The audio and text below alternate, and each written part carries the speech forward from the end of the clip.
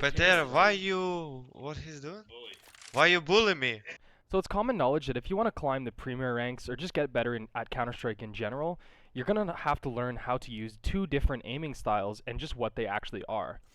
The first aiming style is essentially called hot zones, and it's an aiming style focused on future opponents and paying attention to the highly contested positions. I'll give you an example. If you're going towards this arch position, a hot zone aiming style is aiming at the position through a wall like this, and then kind of swinging into that position where a player might be. The second aiming style is called phased, and you'll see that a lot of pro players use this, where what they do is they track corners and they look at all different angles as they're going up towards a given position.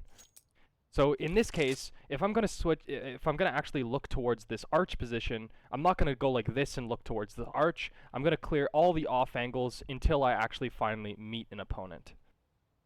One of the most prevalent examples of hot zone aiming in Counter-Strike is just the fight on the T side towards the window in Mirage. A lot of players in preparation for this fight will end up looking through the wall right here and then posting so they have a little bit of an advantage just based on pre-aim. The only problem with hot zone aiming in the late round is that CTs can realistically be anywhere on the map, so all of the different positions turn into hot zones, and you really should be prepared for that. I lost 10 cents, and I have $5 wager. It doesn't mean that I lost that money, it means that I wagered it.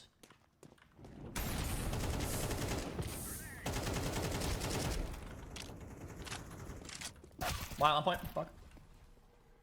New players should always try and play the more phased aiming style, so clearing things incrementally, because a lot of times new players, what they'll end up doing is instead of going over and clearing out every single position and all the angles, what they end up doing is only focusing on the hot zones, and they're just basically not going to be prepared for another enemy if there's more than two on a given site.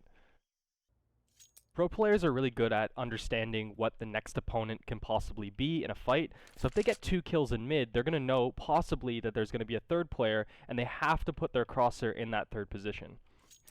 One of those things that pro players do really well is they mix up both the hot zones aiming style and the phase style in order to actually succeed.